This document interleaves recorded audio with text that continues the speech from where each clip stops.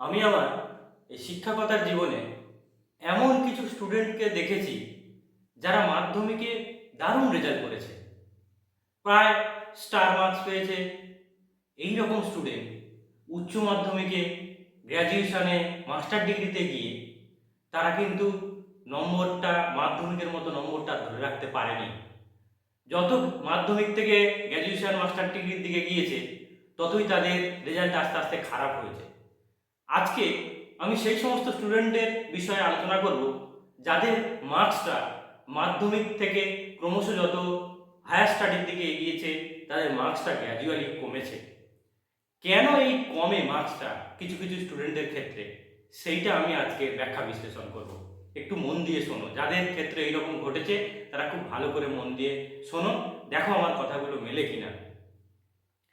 দেখো, পড়াশোনা ভালো করে করতে গেলে বা পড়াশোনার বিষয়বস্তুগুলো আমাদের মনে রাখতে গেলে আমাদের যেটা সবার আগে প্রয়োজন, সেটা হলো আমাদের মনকে শান্ত করা, আমাদের চিন্তা ভাবনাকে একটা পয়েন্টে কিছুক্ষণের জন্য আটকে রাখা। যেটা আজকের বর্তমান দিনে আমরা এমন জীবনযাপন পালন করছি যেখানে আমাদের চিন্তা ভাবনাগুলো বহুমুখী হয়ে যাচ্ছে। কিছুক্ষণের জন্য আমাদের মনকে একটা জায়গায় স্থির করতে পারছি না। ফলে কি হচ্ছে, আমরা পড়াশোনাগুলো দীর্ঘদিন মনে রাখতে পারছি না। আমরা নিজেরাই নিজেদের পরীক্ষা করে দেখতে পারি যে আমাদের মন কতটা চঞ্চল। আমরা যখন মোবাইলে শর্ট ভিডিও দেখি, স্ক্রলের পর স্ক্রল করেই যাচ্ছি, 30 সেকেন্ডের ভিডিও আমরা 5 সেকেন্ড 6 সেকেন্ড দেখার পরে চেঞ্জ করে দিচ্ছি। এর মাধ্যমে আমরা বুঝতে পারি যে আমাদের মন কতটা চঞ্চল। আমাদেরকে আরও কতগুলো এক্সাম্পল দিলে আমরা বুঝতে পারবো যে কিভাবে আমাদের এই মনটা ধীরে ধীরে স্থির থেকে অস্থিরের দিকে এগিয়ে যাচ্ছে। আমরা কোনো কাজে মনোযোগ দিতে পারছি না, একটা কাজ করতে বসলে মনে হয় যেন থাক, এটা থাক, অন্য একটা কাজ করবো। এই জিনিসটা করা যাবে না।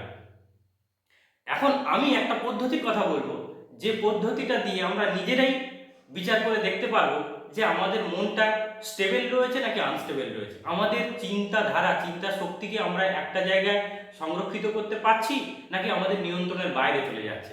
খুব সিম্পল একটা টাস্ক, 2 অঙ্কের সংখ্যার গুণ করতে হবে আমাদের খাতা কলম বা ক্যালকুলেটরের সহযোগিতা ছাড়া, মনে মনে। যেমন ধরো 24 গুণ 33, কত গুণফল সমান কত হবে, এইটা আমাদের খাতা কলম ছাড়া চোখ বন্ধ করে বা ক্যালকুলেটর ছাড়া চোখ বন্ধ করে নিজে নিজে ক্যালকুলেশন করতে হবে। বা যদি আমি বলি 35 গুণ 48 সমান কত হবে, এই উত্তরটা যদি 30 সেকেন্ডের মধ্যে আমরা বার করতে পারি, তাহলে আমাদের মন স্থির রয়েছে, আমরা আমাদের চিন্তা শক্তিকে একটা নির্দিষ্ট জায়গায় আবদ্ধ করতে পারছি। এই যারা এইরকম 30 সেকেন্ডের মধ্যে এই ধরনের 2 অঙ্কের গুণ করতে পারছো, তারা ঠিক সঠিক ভালো জায়গায় রয়েছে। যারা 30 সেকেন্ডের মধ্যে এই ধরনের গুণ করতে পারছো না, তার মানে তারা তাদের চিন্তা শক্তিকে একটা নির্দিষ্ট জায়গায় আবদ্ধ করতে পারছি না, ডাইভার্ট হয়ে যাচ্ছে। এখন আমি আসবো যে এটা তোমরা নিজেরা নিজেরা বাড়িতে চেক করে দেখে নিও যে 2 অঙ্কের গুণ আমরা নিজেরা 30 সেকেন্ডের মধ্যে করতে পারছি কিনা। যারা করতে পারছো না তারা কি করবে, এইটাকে করার জন্য আমাদের সবার প্রথমে যে কাজটা করতে হবে সেটা হচ্ছে আমাদের ধ্যান করতে হবে। মনে মনে একটা বিষয় সম্পর্কে কল্পনা করতে হবে, চিন্তা করতে হবে। একটা জায়গায় বসে প্রতিদিন সকালবেলায়, সন্ধ্যাবেলায় বসে যদি আমরা ধ্যান করি, তাহলে আমাদের এই চিন্তা শক্তিকে একটা জায়গায় স্টে করানোর ক্ষমতা অনেক গুণ বেড়ে যাবে। আর এছাড়া আমি যে প্রসেসটা বললাম যে দুটো সংখ্যা নিয়ে গুণ করা, এটা আমরা রাতে যখন শুয়ে পড়বো, ঘুমাতে যাব, যখন বিছানায় শুয়ে পড়বো, তখন মনে মনে যে কোনো দুটো সংখ্যার সঙ্গে আরো দুটো সংখ্যা গুণ করার চেষ্টা করবো। সকালবেলা যখন ঘুম থেকে উঠবে, তখন বিছানায় শুয়ে শুয়ে এইরকম গুণ করার চেষ্টা করবো মনে মনে।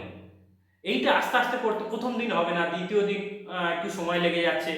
এইভাবে এক সপ্তাহের মতো অভ্যাস করলে এটা চলে আসবে। এইটা যদি আমরা অভ্যাস করে ফেলতে পারি, তখন আমরা দেখবো যে আমাদের চিন্তা শক্তিকে একটা জায়গায় আমরা স্টে করতে পেরেছি। তোমরা অনেকেই খেয়াল মিশন স্কুলগুলোতে মাধ্যমিকের রেজাল্ট খুব ভালো হচ্ছে, তার একটা সব থেকে বড় কারণ হলো মিশন স্কুলগুলোতে সকালবেলায় সন্ধ্যাবেলায় ধ্যানের অভ্যাস করানো হয়। ফলে আমাদের মনটা অনেক বেশি নিয়ন্ত্রিত থাকে, ধ্যান করলে মনটা অনেকটা নিয়ন্ত্রণে থাকে আমাদের।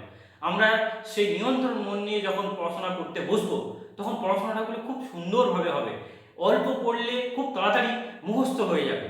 এবার আমি যাদের বললাম মাধ্যমিক থেকে উচ্চ মাধ্যমিক, গ্র্যাজুয়েশন, মাস্টার ডিগ্রিতে যারা দেখছো যে রেজাল্ট ক্রমশ খারাপ হচ্ছে, তারা একবার এরকম চেক করে দেখো তো, দু অঙ্কের সংখ্যার সঙ্গে অন্য দু অঙ্কের সংখ্যা গুণ করে 30 সেকেন্ডের মধ্যে গুণফল বার করতে পারছো কিনা, খাতা কলম বা ক্যালকুলেটর ছাড়া। যদি না পারো তাহলে কি করতে হবে, এটাকে অভ্যাস করো, ধ্যান করো, আর সকালে সন্ধ্যায় এটাকে অভ্যাস করো।